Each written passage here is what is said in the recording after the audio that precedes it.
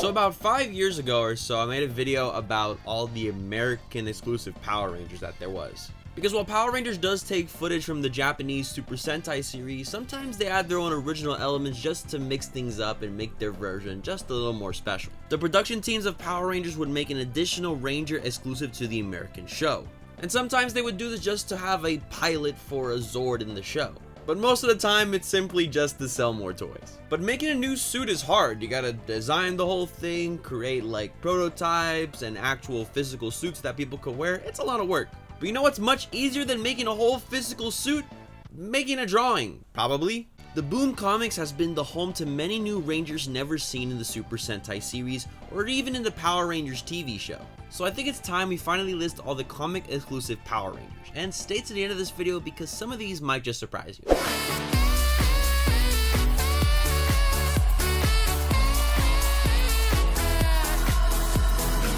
Yo, what's up everybody, it's Este here, and let's first talk about some variations of the Mighty Morphin Power Rangers.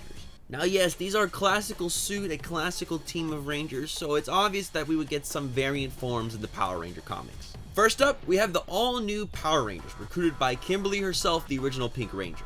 Using the Sword of Light, which was the original weapon used to transfer Ranger powers, she would draw on power from Zordon to give her a new Pink Ranger form. As she still retained the pink energy that was inside her originally, because all she really did was just transfer her coin to Cat. There was no direct transfer per se of power.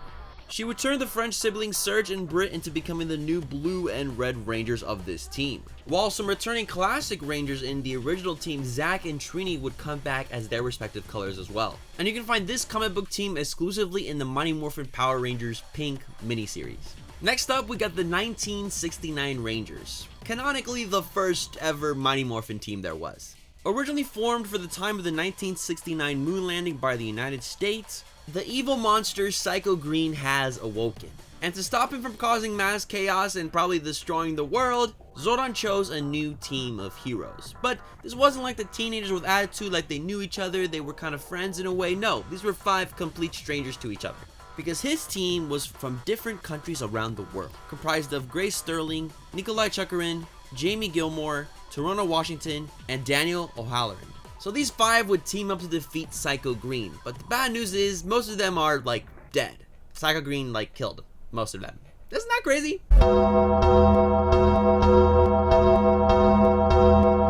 But let's move on and talk about some of the original Mighty Morphin creations in the comic books, one of them being Lord Draken. He is the super villainous, tyrannical, and evil older counterpart to the original 6th Ranger of the show, Tommy Oliver. And this guy is from an alternate reality. You know, Tommy, he was the evil Green Ranger at first, and later on he chose to join the Mighty Morphin Power Rangers. But in an alternate reality, he chose to stay evil, like for good, and just become a god in a way. And in his reality, he reigned over a technologically advanced dystopian Angel Grove, as its ruler with an army of Ranger sentries. Ranger sentries are kind of like foot soldiers for the evil Lord Draken in his world, and all of them are based off Power Ranger suits. And honestly, they look really cool. We have one based on Mighty Morphin Red. I know that the Yellow Ranger also has one too. And it wasn't just Mighty Morphin, other teams got a highlight too as a Ranger Sentry form, Blue Samurai being one of them, and also Gold Dino Charge. Lord Draken is the antagonist of the biggest Power Rangers crossover ever, Shattered Grid. And originally on his side was his loyal companion, his true love, Kimberly Hart, who is now known as the Ranger Slayer. While originally a part of the resistance against Rita and Lord Draken, she was put under mind control and given this new form along with the Bow of Darkness, as well as the mighty Grave Zord, which was a combination of destroyed Mighty Morphin Zords, but now guess what? They're used for evil. She would team up with Rita Repulsa to bring Lord Draken out of a trapped timeline, and she would fight the prime version of the Mighty Morphin Power Rangers, where that Kimberly would actually break the bow along with the spell. But let's stop talking about some evil versions of Mighty Morphin characters, alright? Let's talk about our favorite comedic duo, Bulk and Skull, who actually became Rangers of their own in the comics. One second though, because before we actually do talk about that, I want to say, have you subscribed and joined the E-Squad already? If you haven't, it's pretty simple. Subscribe and ring the notification bell so you don't miss out on any single one of my Power Ranger videos. I love the E-Squad so much that, hey, it's time for the E-Squad comment of the day. Leave a funny comment down below, put the E-Squad in it, and who knows, you might be in a future video. Where Zordon would temporarily recruit Bulk and Skull to become orange and purple Power Rangers, using extremely rare power coins, the Terror Bird, and the Entelodont. They even have both Featherdactyl and Bacon Don Zords at their disposal. but after defeating the monster, Alpha 5 would remove their memories, so no one would ever know that they were Power Rangers, not even themselves. You know, I think that story is still too sad. Let's go back to the evil Rangers for a second. Let's talk about Trek, not Shrek, Trek, with a T. He was a Zebrian, originally known as Supersonic Green, who was also not seen in his original Super Sentai team, and not really even a Power Ranger team in the first place. So yeah, he really is a comic book original. And guess who would contact him? Dark Spectre. And he wouldn't put him in mind control necessarily, he would just put dark thoughts in his mind. And guess what Trek would do? Destroy his old team. Yeah, he killed them all. And he would later work with Dark Spectre as the first and most powerful Psycho Ranger there is, that being Psycho Green, who would be the one that I said earlier to destroy that team of 1969 Rangers. He even had a huge monster form, which is probably more scary than any other of the regular Psycho Ranger forms. And even if they destroyed him, he was nearly deep in the moon's surface and eventually reunite himself with his family of Psycho Rangers. But that's another story for another day. You know what other family of Rangers there is? The Emissaries 3. They were a trio of entities who represented the Morphing Grid and the Morphin Masters. They would use the appearance of the various forms of red, blue, and yellow Power Rangers, being guardians of the Morphing Grid itself, and would observe each team of the Power Rangers, new and old, across the whole multiverse. However, when the world needed them most, when Lord Draken was literally destroying the multiverse, the Emissaries was like, we're not like interfering with that at all. And you know, they kind of got what they deserved eventually. They're dead now. They were killed by Imperials, which are like the opposite versions of them. Probably twice as scary too. That Shadow Grid sure was crazy, but it did give light to whole new Power Ranger teams too, like the Solar Rangers. The Ranger Slayer was on a mission to save all the Power Rangers that were captured by Lord Draken. Later on, they were caught in a void with no Rangers left to morph in the world.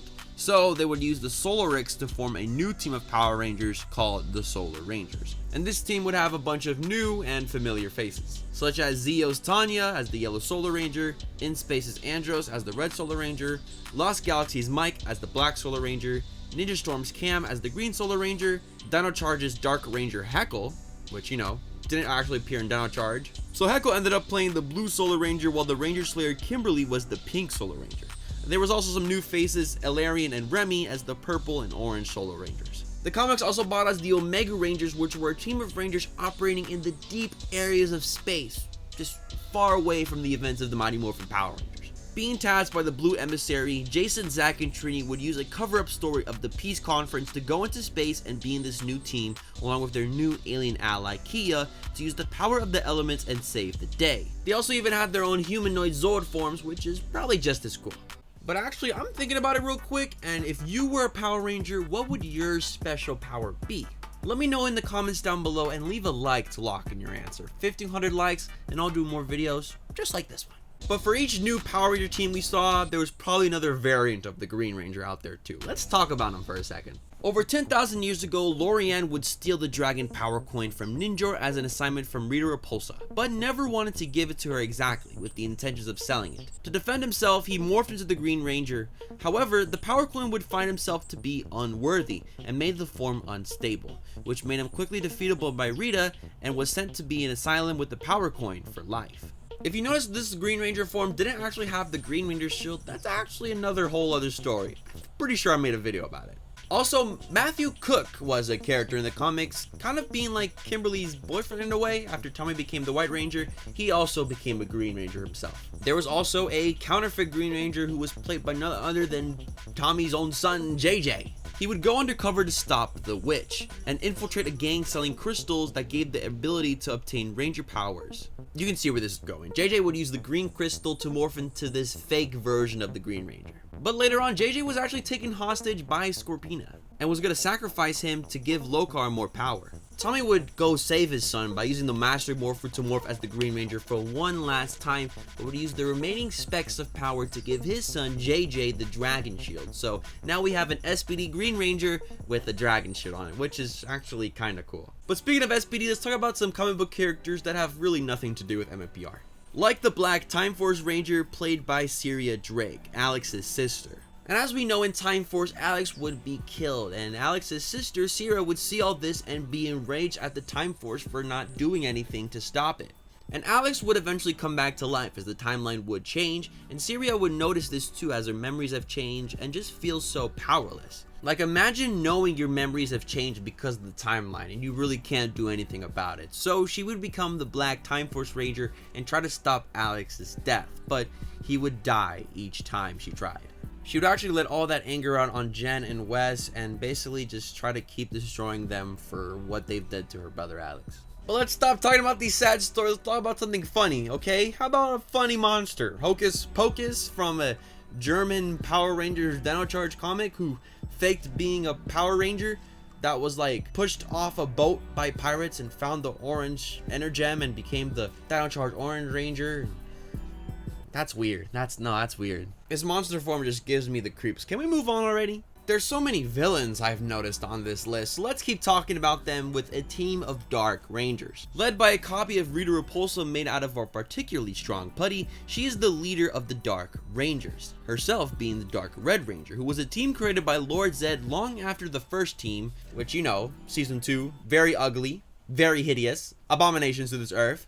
I'm glad Lord Zed realizes they were a fail, so he made a more evil, more powerful Dark Ranger team with the villains that he already knew. Using fave villains such as Babu, Finster, Squat, and Goldar, these guys are extremely scary and even have their own evil Megazord called the Mega Terror Zord.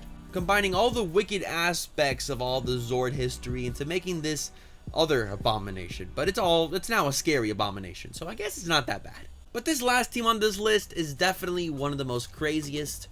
It's actually a 2-in-1. So let's set the scene right. In this comic book series, the TMNT versus the MMPR, the TMNT and the Mighty Morphin Rangers would find themselves in the same universe, fighting each other, thinking that they were enemies, but it turns out, you know, Cowabunga, they're dudes, they became friends.